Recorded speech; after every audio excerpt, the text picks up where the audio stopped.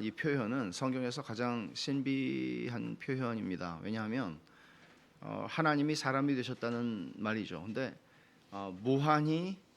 무한하신 존재가 유한 속에 들어오셔서 거하신다는 이야기입니다. 창조주 하나님께서 당신이 창조하신 세상의 피조물 가운데 오셔서 피조물로 오셔서 피조물 가운데 계신다는 이야기입니다. 그러니까 일반적으로 종교가 얘기하는 거는 우리가 어떻게 신이 될 수 있는가. 요즘에 이상한 자아개발서들은 사실은 인간 안에 있는 잠재력을 무한히 끌어올려서 거의 신과 같은 존재로 될 것인 것처럼 그런 생각들을 부추깁니다. 이거는 에덴 동산에서부터 있어왔던 이야기죠. 네가 이걸 먹으면 하나님과 같이 될 것이다 하는 것입니다. 대부분의 종교는 다 이런 수준을 벗어날 수가 없습니다. 근데 기독교가 얘기하고 있는 기독교 복음은 뭔가 하면 하나님이 사람이 되셨다는 것이죠. 그러니까 사람이 어떻게 하면 하나님과 같은 존재가 될 수 있는가, 하나님과 같은 능력과 하나님과 같은 어떤 힘을 쓸 수 있는가 하는 차원이 아니라 하나님이 사람이 되셨다. 이 성육신을 얘기하는 겁니다. 말씀이 육신이 되어 우리 가운데 거하심에, 사실은 1세기 사람들이 이 성경을 요한복음을 읽었을 때, 그리고 2세기 초 2세기 내내 이 성경을 읽었을 때 이 말씀은 굉장히 충격적이었을 것입니다. 왜냐하면 육신이라고 하는 것은 플라톤의 영향을 받은 사람들이 당시에 많았고 그런 상태에서 영혼은 선하지만 육신은 악하다고 하는 생각들을 가지고 있었는데, 하나님이 육신, 여기서 얘기하는 육신은 그야말로 플라톤이 썼던 그 헬라어 그 말을 그대로 쓰고 있거든요. 그러니까 어떻게 선하신 하나님이, 어떻게 영원하신 하나님이, 영적인 분이 이런 육신의 감옥 속에 들어오실 수가 있는가 하는 건 굉장히 충격적인 반응을 가졌을 것입니다. 우리는 말씀이 육신이 되어 우리 가운데 거하심에 라는 말을 읽으면 하나님이 사람이 되셨지, 너무나 많이 들어왔고 익숙한 말이기 때문에 놀라지 않지만 실제로 이거는 굉장히 놀라운 이야기이고, 여러분, 이게 마치 하나님이 천지를 창조하시니라 라는 것을 우리가 믿는다는 것이 기이한 일 아닙니까? 그것과 마찬가지로 하나님이 사람이 되셨다는 것도 이거는 놀라운 이야기죠. 그리고 사실 사람들은 이런 질문을 합니다. 아니, 말이 되냐고, 동정녀 탄생이 말이 되냐고, 당신이 현대인이냐고, 당신이 과학을 믿는 사람이냐고, 어떻게 그냥 여자가 아이를 낳을 수 있냐고 이렇게 얘기를 하죠. 동정녀 탄생의 문제만이 아니라 사실은 그거보다 더 놀라운 것은 하나님이 사람이 되셨다는 얘기입니다. 그러니까 예수 그리스도를 믿는 사람들이 이 말씀이 육신이 되어 우리 가운데 거하신다는 이 말을 이해한다면, 그것은 우리의 인간 이성으로 이해할 수 있는 차원이 아니라 그것은 성령께서 우리에게 깨닫게 하시고 알게 하시지 않으면 절대로 이건 믿을 수 없는 일이죠. 동정녀 탄생까지는 그것도 믿을 수 없지만, 그걸 믿는다 해도 하나님이 사람이 되시는 게 어떻게 이게 가능한 이야기입니까? 그러니까 복음이라고 하는 것을 우리가 깨닫는다는 것은, 복음이 무엇이냐 하는 문제도 중요한 문제예요. 복음이 무엇이냐를 한마디로 우리가 어떻게 설명할 수 있느냐, 중요한 얘기예요. 근데 그 복음이 어디에 담겨져 있나 하면 이 성육신의 신비 속에 담겨져 있는 거예요. 그러니까 성육신을 이해하지 못한다면 우리는 복음을 제대로 깨달을 수 없는 것입니다. 하나님이 어떻게 사람이 되십니까? 그러니까 하나님이 사람이 되신 것은 우리가 이 세상에서 봐왔던 어떤 이런 얘기 하잖아요. 아이고, 천국과 지옥을 다 경험했어. 천국으로 올라가는 거 했는데 지옥으로 떨어졌어. 이런 얘기들을 하죠. 우리 인생에서도. 옛날에 안정환이 2002년에 이탈리아하고 축구할 때 페널티킥을 실축을 하고 그 다음에 골든골을 넣었잖아요.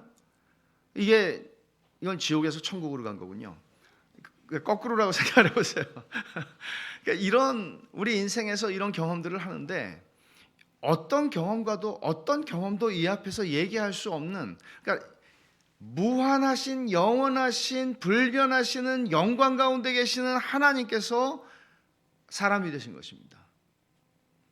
이것보다 더 큰 비참함, 낮아짐은 없습니다. 그런데 성경은 이것을 비참하다고 표현하지 않고 영광이라고 표현합니다. 사실은 여기에 복음의 신비가 있습니다. 이거를 제대로 깨닫지 못한다면 우리는 여전히 예수님의 힘을 빌려서 부자가 되고, 예수님의 힘을 빌려서 문제를 풀고, 예수님의 힘을 빌려서 성공하고, 예수님의 힘을 빌려서 병 낫고, 예수님의 힘을 빌려서, 말하자면 우리가 예수님이라고 하는 분을 도구화시키게 되는 오류를 범하게 됩니다. 범하지 않을 수가 없습니다. 내가 원하는 건 예수가 아닙니다. 내가 원하는 건 하나님이 아닙니다. 내가 원하는 거는 이 세상에서 한번 잘 사는 겁니다. 그러기 위해서 교회를 다니고, 그러기 위해서 성탄절이 의미 있고, 나 부자 만들어 주려고 예수님이 이 땅에 오셨고, 나 건강하게 해주려고 주님이 십자가에서 죽으셨다는 논리로, 성경에는 없는 논리죠. 그런 논리로 우리는 복음을, 기독교를, 예수 그리스도를, 성삼위 하나님을 다 내 인생을 위한 도구로 삼게 되는 겁니다. 성경이 이 낮아짐을 영광이라고 표현하는 것이 어떤 의미에서 그렇게 표현을 하는 것인가? 도대체 이 성육신의 신비는 무엇인가? 무엇을 말하고 있는 것인가? 주님이 탄생하신 기사를 마태, 마가, 누가, 요한복음 중에서 가장 많이 자세하게 말하고 있는 성경은 누가복음입니다. 예수님이 태어나시던 그 저녁에, 그 밤에 가장 먼저 그 소식을 들은 사람들은 누구였을까요? 목자들이었습니다. 베들레헴 인근에서 한밤중에 잠도 못 자고, 그러니까 굉장히 천한 직업이에요. 그러니까 여러분이 창세기를 보시면은 요셉이 그러잖아요. 아버지한테, 형들한테, 바로한테, 그러니까 우리 목자들 아니에요. 이 목축을 하는 사람들이잖아요. 이거는 천한 직업이라고. 애굽 사람들이 천하게 여긴다. 근데 애굽 사람만 천하게 여기는 게 아니고요. 이스라엘에서도 천한 직업이에요. 이게 여러분 쉽겠어요? 밤에 양하고 같이 자고 싶은 사람 있어요? 추운데? 그 양하고 같이 밤에 양을 치고 있는 거예요. 근데 그 천한 사람들에게 천사가 나타났어요. 그리고 얘기를 하는 거예요. 누가복음 2장을 한번 가보십시오.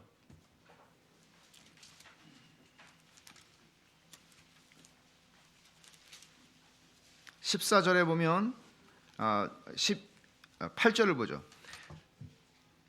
누가복음 2장 8절에 그 지역의 목자들이 밤에 밖에서 자기 양떼를 지키더니, 그러니까 이게 참 천하니, 밤에, 낮도 아니고 밤에, 야간 직업이에요. 그리고 밖에서, 이게 밖에서 일하는 직업이에요. 양떼를 지키고 있어요. 근데 주의 천사가 곁에 서고 주의 영광이 그들을 두루 비추매 크게 무서워하는지라. 그러니까 천사가 그들 앞에 섰는데 주의 영광이 그들을 두루 비췄다 그랬어요. 그러니까 어떤 모습이었을까요? 어떻든 이 천사가 나타났을 때 이 목자들은 크게 무서웠습니다. 두려웠습니다. 지금 뭔가가 일어나고 있는 거예요. 생전에 한번 경험해 볼까 말까 한 어떤 일이 우리에게 지금 일어나고 있는 거예요. 굉장히 두려웠어요. 근데 천사가 말하죠. 무서워하지 말라. 보라, 내가 온 백성에게 미칠 큰 기쁨의 좋은 소식을 너희에게 전하노라. 좋은 소식이래요. 기쁨의 소식이라고 얘기하죠.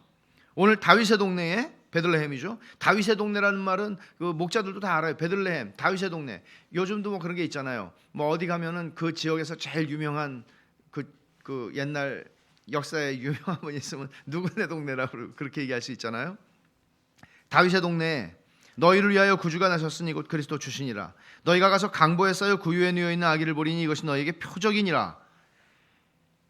그 얘기를 천사가 알아들을 수 있는 말로 했고, 그러자 호련히 수많은 천군이 천사들과 함께 하나님을 찬송하는, 그러니까 하늘의 성가대가 찬송을 하는 것을 듣게 돼요. 근데 그거는 알아들을 수 없는 말로 한 게 아니라 목자들이 알아들을 수 있는 말로 들렸어요. 그 찬송이 천사들의 찬송이죠.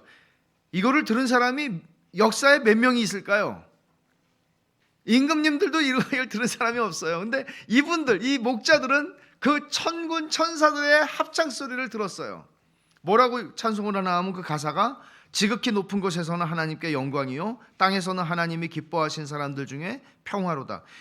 하나님께 영광이래요. 보세요. 지금 성육신이에요. 하나님께서, 성자 하나님께서 사람이 되셨어요. 그것도 뭐 성인으로 등장하신 게 아니라 무슨 뭐 아이언맨이나 이런 것처럼 등장하신 게 아니라 돌보지 않으면 죽을 수밖에 없는 연약한 우리와 똑같은 출생을 통해서 여자에게서 나서 오셨어요.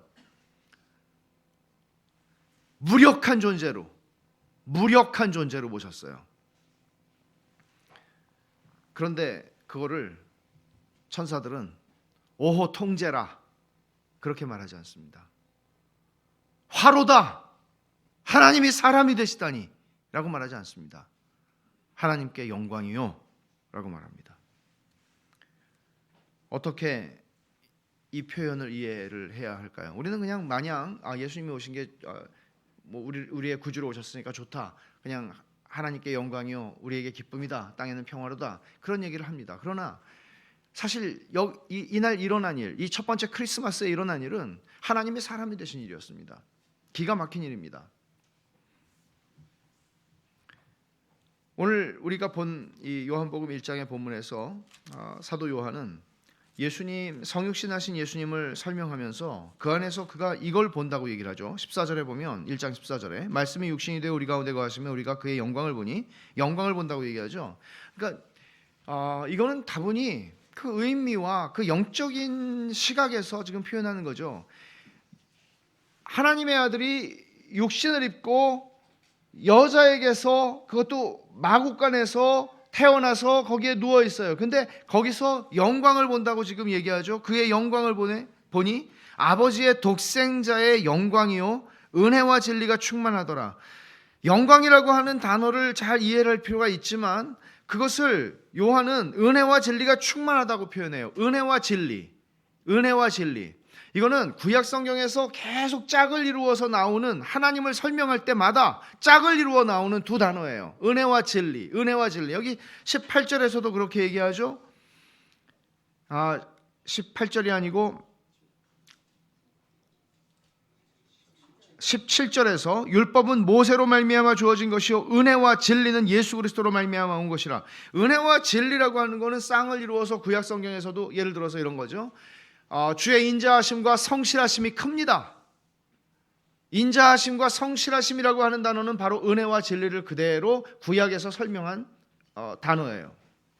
인자하심이라는 거는 여러분이 많이 들어보셨을 만한 히브리 말이죠.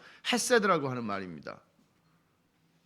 그리고 진리라고 하는 말, 여기 진리라고 표현되어 있고 구약 성경에서는 성실하심, 진리에 부합하게 행동하는 것입니다. 의로운 것입니다. 바른 것입니다. 그것을 에메트라고 하는데 이 두 가지는 항상 짝을 이루고 등장을 합니다. 이게 하나님의 성품이에요. 은혜와 진리. 말하자면 요한이 예수 그리스도, 사람이 되신 예수 그리스도를 보면서 영광을 보는데 거기서 하나님의 그 성품이 그대로 드러난 걸 보는 거예요. 은혜와 진리가. 주의 인자하심과 성실하심이 크도소이다 라고 시편 기자가 고백했던 것 같은 그런 영광을 육신을 입고 이 땅에 오신 예수 그리스도 안에서 보고 있다는 것이죠. 은혜와 진리가 충만하다고 얘기하는 것은 예수 그리스도가 승천하셨을 때 하는 말이 아니라, 지금 여기서 예수 그리스도께서 사람들에게 호산나 찬송하리로다 주의 이름으로 오시는 이여 라는 사람들의 칭송을 받을 때 하는 얘기가 아니라 예수 그리스도께서 가장 비천해지셨던 그 시간에 그 영광을 본다고 얘기하고 그 속에서 은혜와 진리가 충만한 것을 본다고 얘기를 하는 것이죠.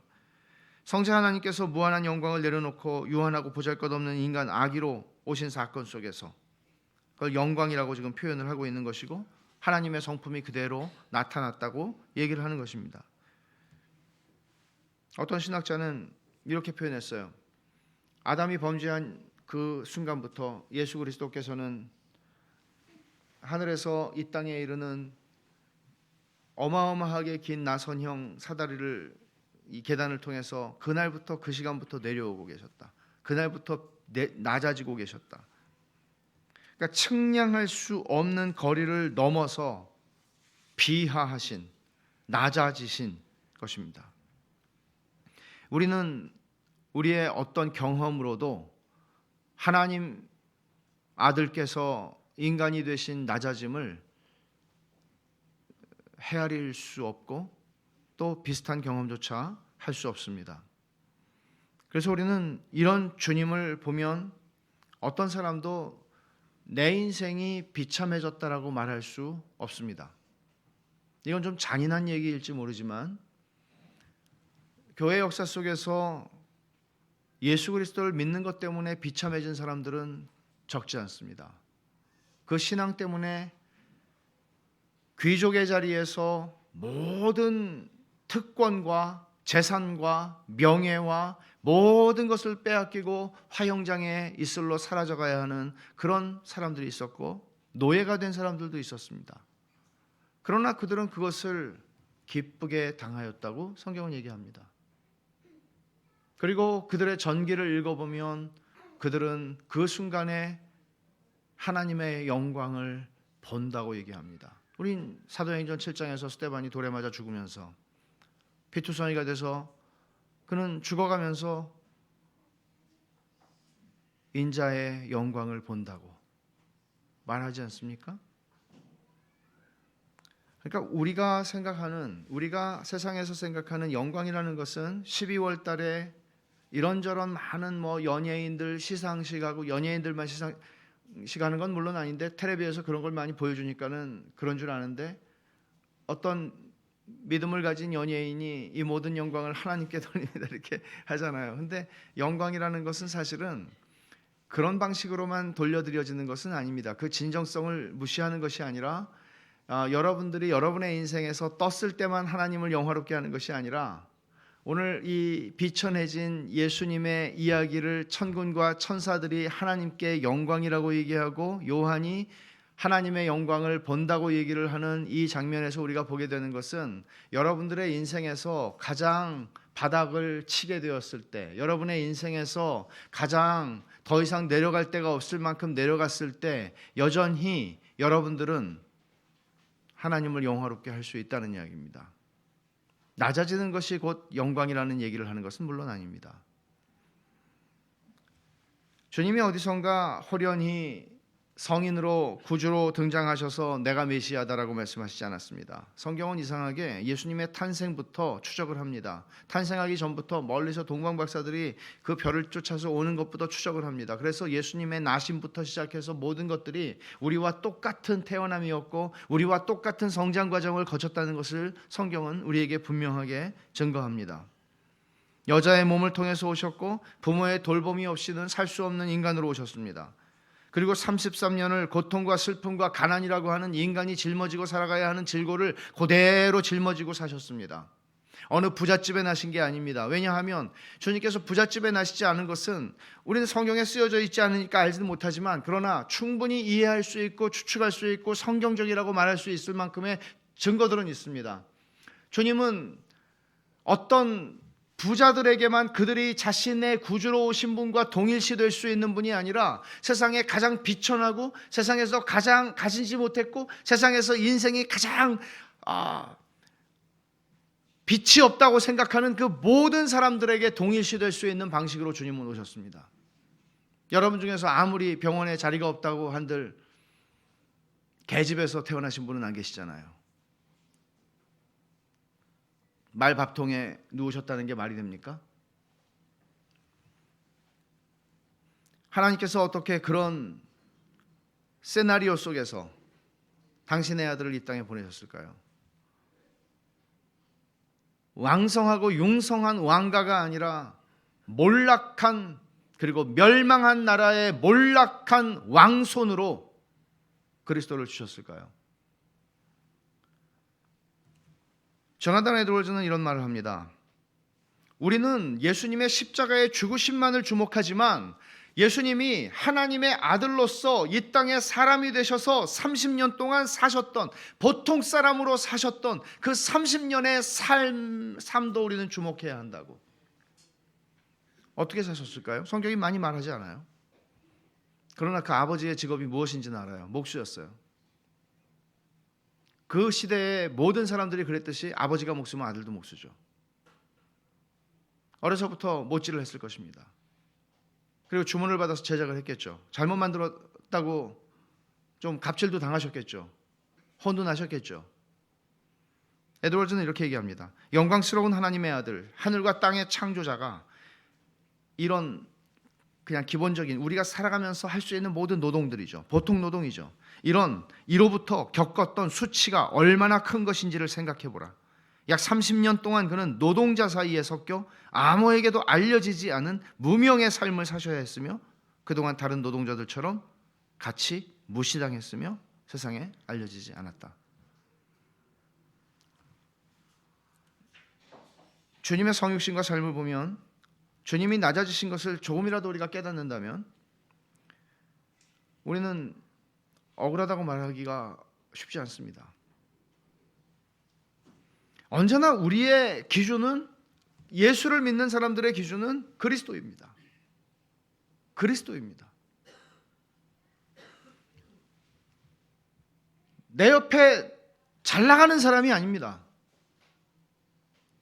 우리의 기준은 그리스도입니다.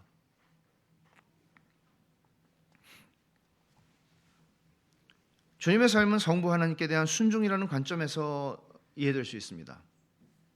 하나님과 동등하신 하나님이셨습니다. 그러나 스스로가 자원하여 낮아지셨습니다. 세상에 오셨습니다. 사람이 되셨습니다. 그리고 철저하게 처음부터 끝까지 순종하는 인생을 사셨습니다. 당신의 아버지, 하늘 아버지, 하나님 아버지께 순종하는 삶을 사셨습니다. 그것을 빌립보서에서 이렇게 말합니다. 너희 안에 이 마음을 품으라. 곧 그리스도 예수의 마음이니 그는 근본 하나님의 본체시나 하나님과 동등됨을 취할 것으로 여기지 아니하시고 오히려 자기를 비워 종의 형체를 가지사 사람들과 같이 되셨고 사람의 모양으로 나타나사 자기를 낮추시고 죽기까지 복종하셨으니 그 십자가의 죽으심이라. 철저하게 하나님께 복종하는 삶이었습니다. 예수님이 순종하시는 삶이라는 것을 이해 못하면 우리는 예수님의 십자가도 성육신도 주님의 모든 것을 이해할 수 없습니다. 그래서 우리가 부부관계를 얘기할 때도 그렇고 부모와 자식관계를 얘기할 때도 그렇고 대인관계를 얘기할 때도 그렇고 우리의 삶의 모든 것의 표준은 그리스도입니다. 아내들아 남편에게 복종하라. 그리스도께서 성부 하나님께 복종하셨던 것처럼 동등하지만 자원하여 그 역할을 하셨던 것처럼 남편들아 아내를 사랑하라. 그리스도께서 교회를 사랑하여 자신을 죽임 가운데 내어주시고 인간이 되신 것처럼 그리스도가 기준입니다. 목사에게 말합니다. 양을 위하여 자기 목숨을 버리는 자가 선한 목자다. 그리스도가 기준입니다.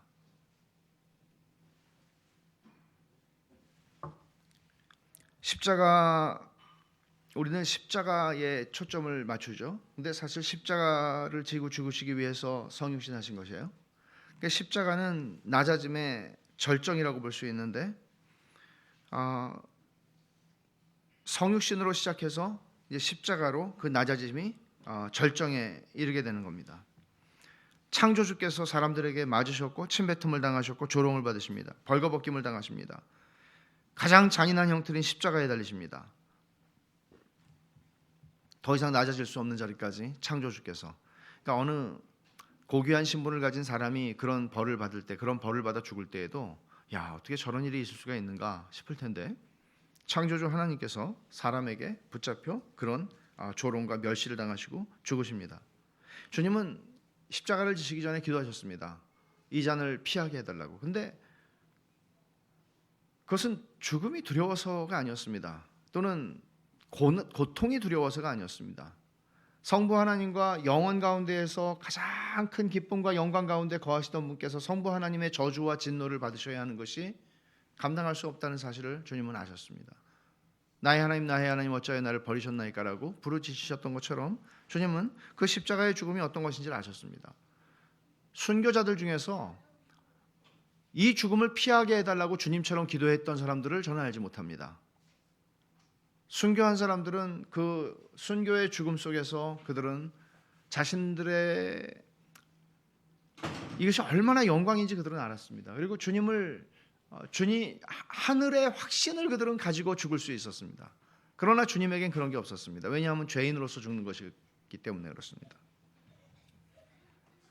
요한복음에서는 계속해서 주님의 죽으심을 영광이라고 하는 단어에 맞춰서 설명을 하고 있습니다.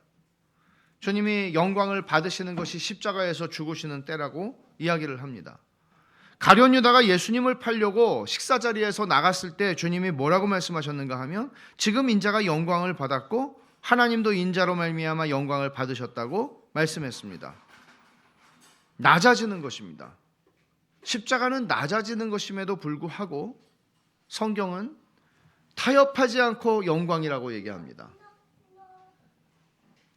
십자가에서 여러분 요한복음 1장 14절에서 우리는 은혜와 진리가 충만한 것을 봤다고 요한이 얘기를 하는데 은혜와 진리가 충만한 것은 십자가에서도 동일하게 나타났습니다. 로마서 3장을 한번 가보십시오.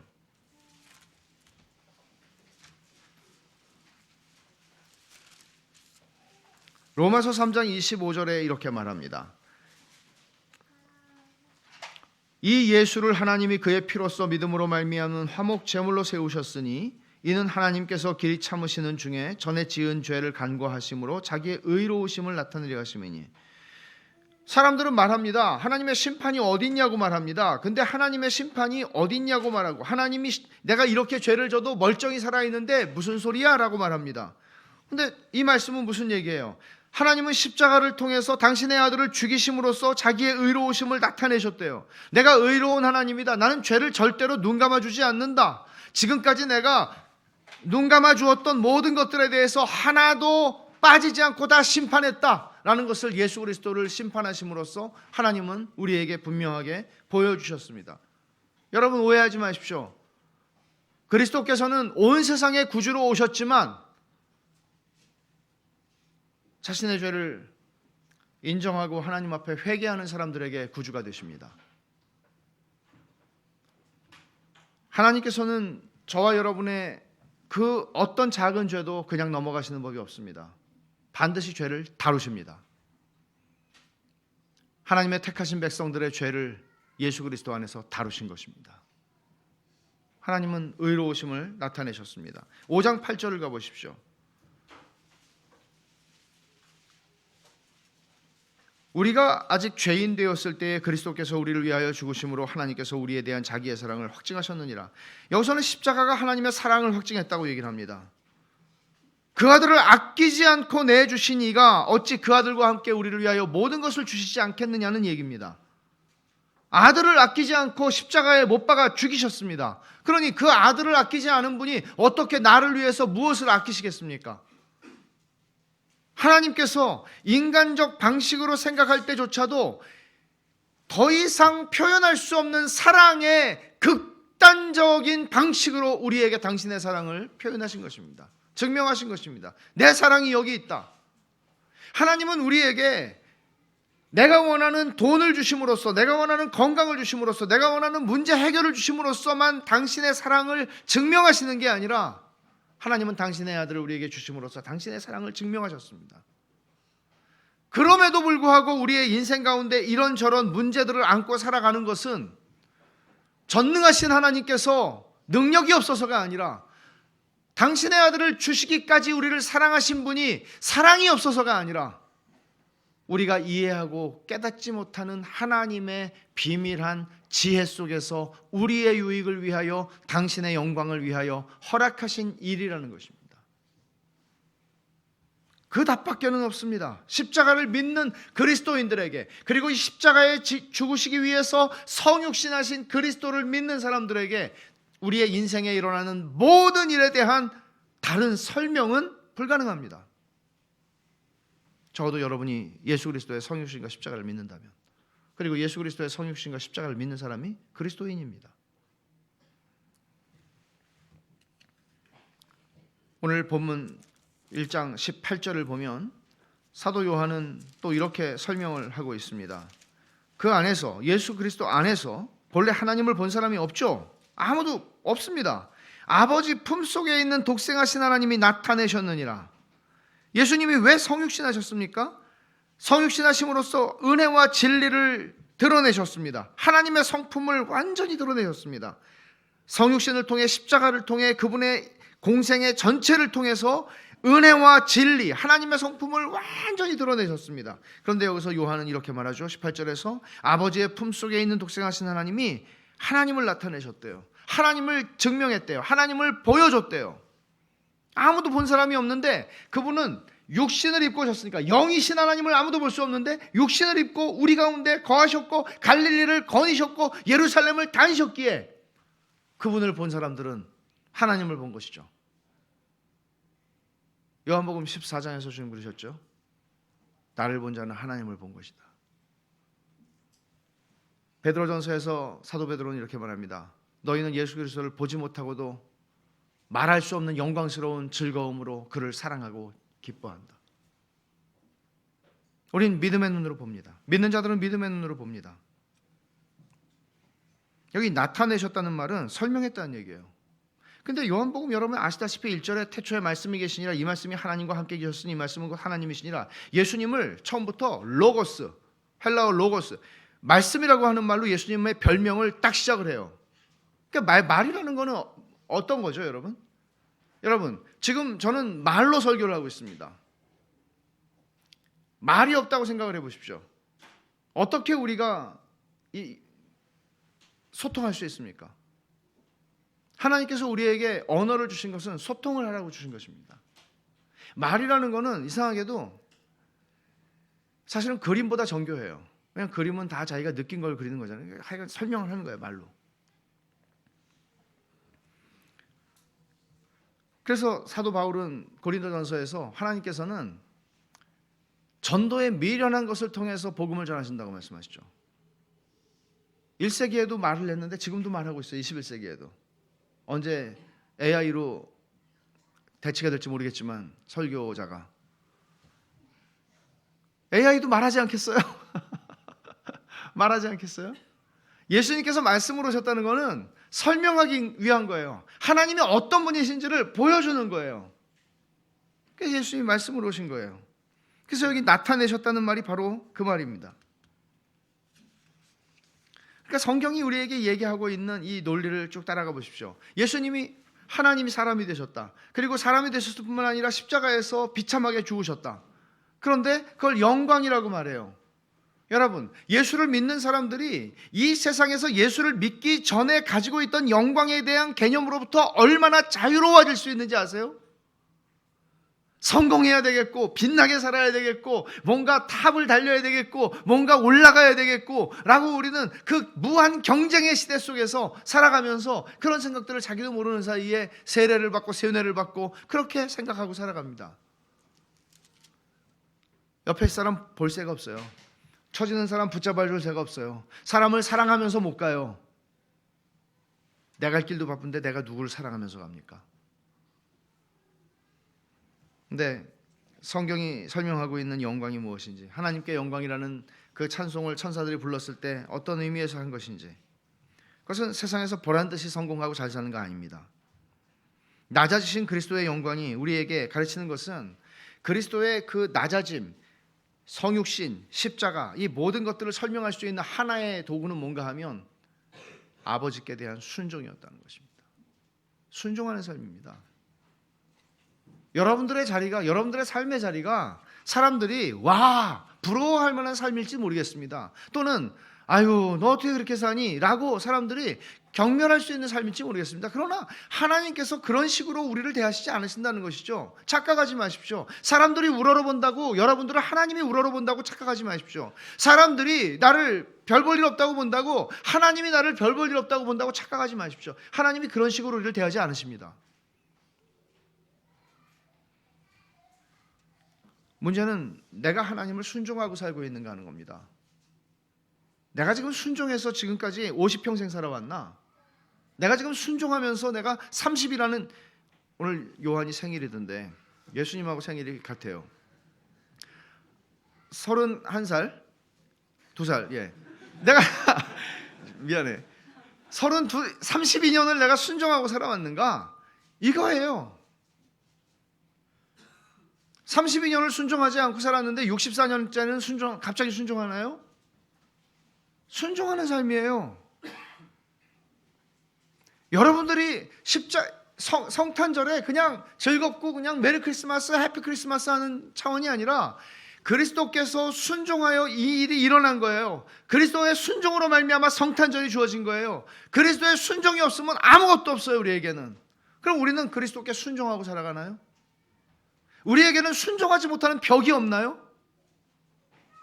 내가 결단을 내려야 되는데 벌써 몇 년째 내가 헤매고 있는, 결단 못하고 있는 그런 순종의 벽은 없나요? 그 모든 벽을 넘어서 무너뜨리고 하나님이 무한하신 하나님이 유한한 세상에 오셨어요. 말씀이 육신이 되었어요. 하나님이 사람이 되셨어요. 여러분이 순종해야 한다고 알고는 있지만 순종하지 못하고 살아가는 건 없나요? 여러분의 벽은 뭐죠?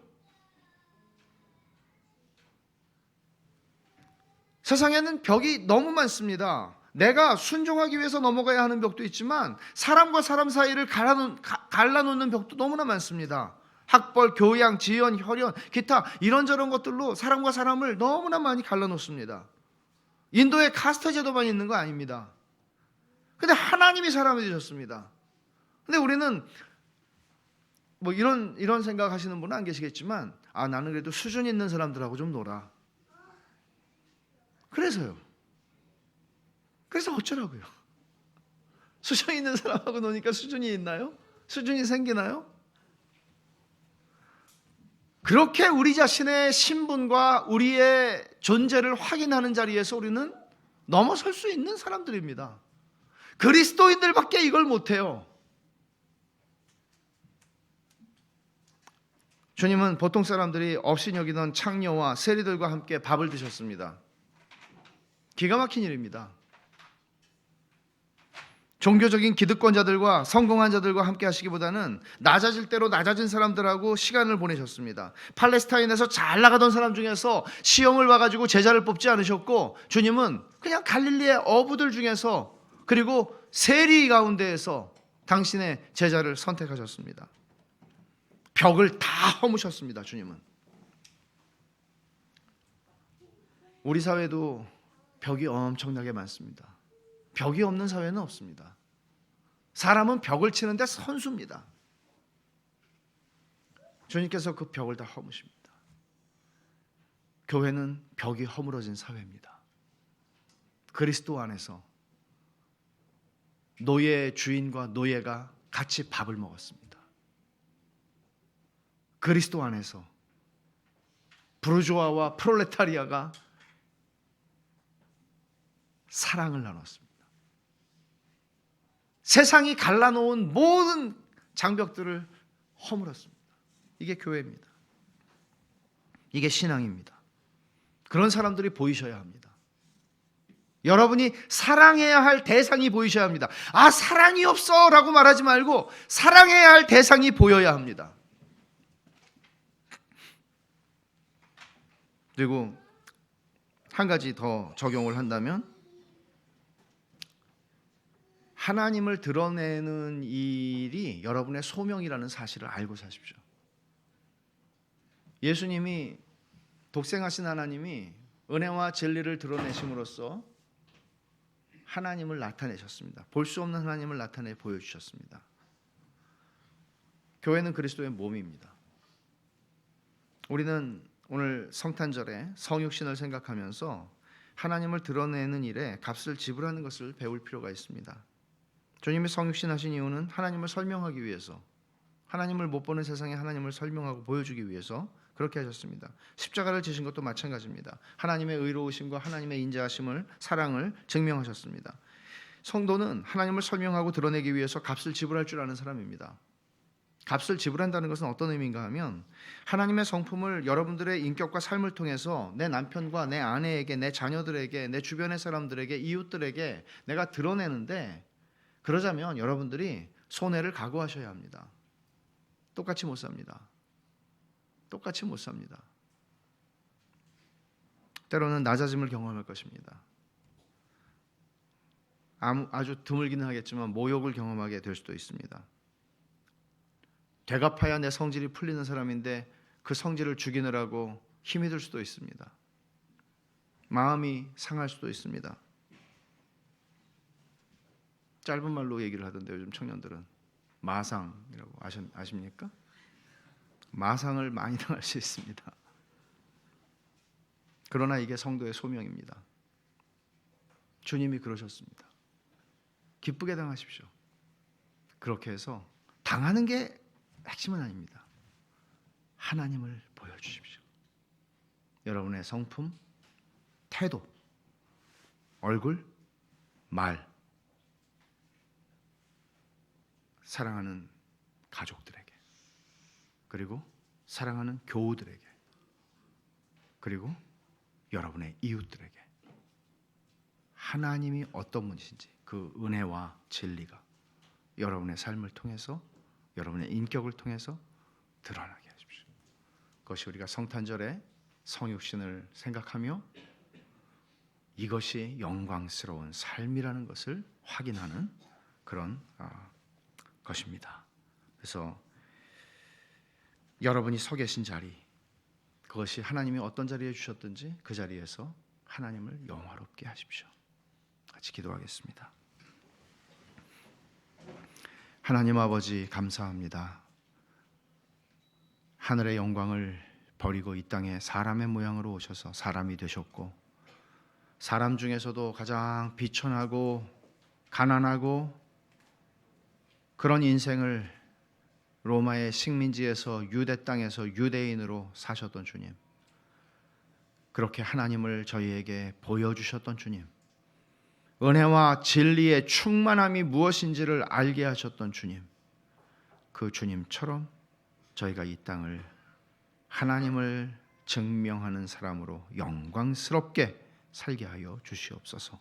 예수님의 이름으로 기도합니다. 아멘.